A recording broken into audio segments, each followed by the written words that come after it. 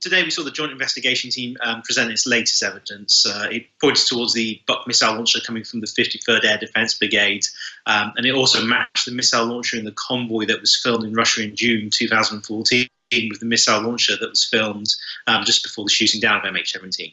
And that the Joint Investigation Team is also connected directly with the shooting down of MH17. This confirms the work that Bellingcat has been doing over the last 4 years. We've established the 53rd Brigade was involved, the route of the missile launcher, and everything the Joint Investigation Team has presented in this press conference and the September 2016 press conference matches with our findings. The one thing they haven't done is name specific individuals, and that's something Bellingcat is now working on. We've managed to identify many members of the 53rd Air Defence Brigade. We've also managed to identify individuals who were recorded and captured in publications published by the Joint Investigation Team and the SBU. So we have been able to start identifying individuals, and we've got very strong evidence that these are the individuals in these intercepted phone calls talking about MH17 and the transport of the Buk missile launcher. Have you been cooperating with the GIT on the specifically on the 53rd Brigade? Have they used your findings, or how did it go? Well, what we've been doing is, as we've been doing our investigations, initially when we started off doing our investigations in 2014, we didn't realise there would be so much interest in the Joint Investigation Team. They then interviewed me as a witness to the inquiry and asked me to go through a lot of the posts we'd made following MH17. And since then, they've asked us to send them any information that we found on MH17.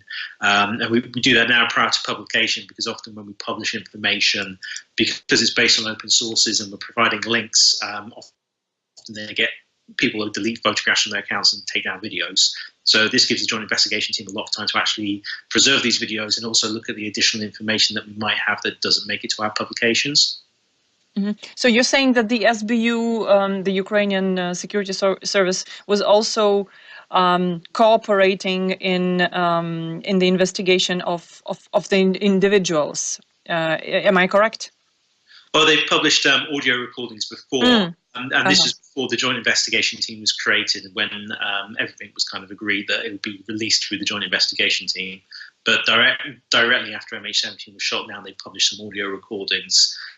And we've been working to identify the individuals in both the SBU audio recordings and the Joint Investigation Team's audio recordings as well. And now I have a question. If you want to have it off record, we could have it off record. But I just wanted to actually understand why did you decide to do it in this way? That first there's this major press conference report by the GIT, and on the second day you have Bellingcat with something new. So it looks like the GIT doesn't have enough information, unlike the Bellingcat. And everybody, including our Ministry of Foreign Affairs, which we just were talking to several hours ago, they made a statement saying that they're looking forward very much to your tomorrow's press conference. Why is it so?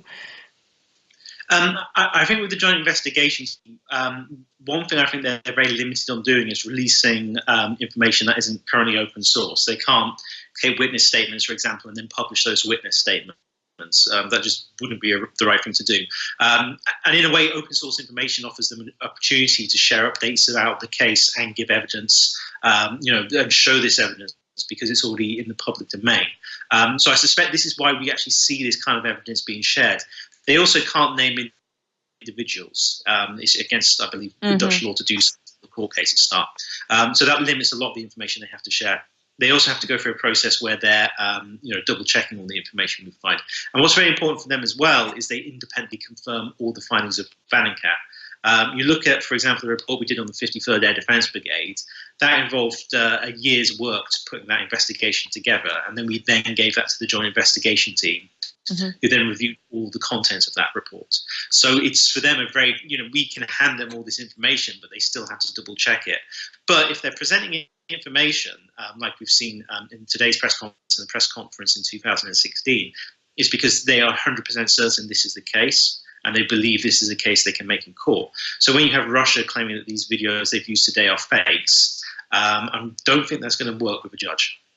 But anyway, even with today's statements, it doesn't make Russia acknowledge anything. We saw a statement from the Ministry of the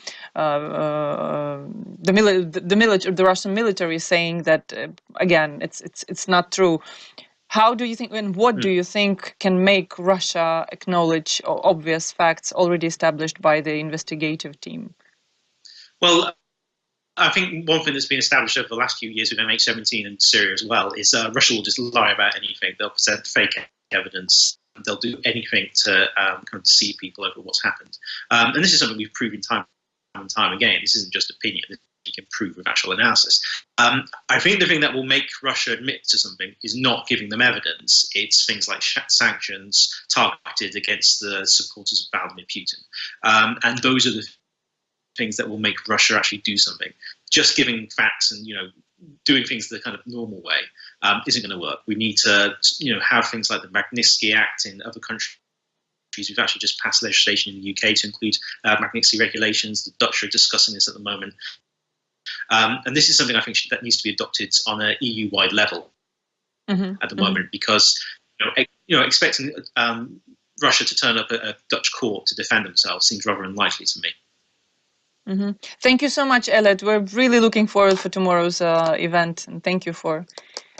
So, as far as I understand, it's impossible to get anything under embargo, right?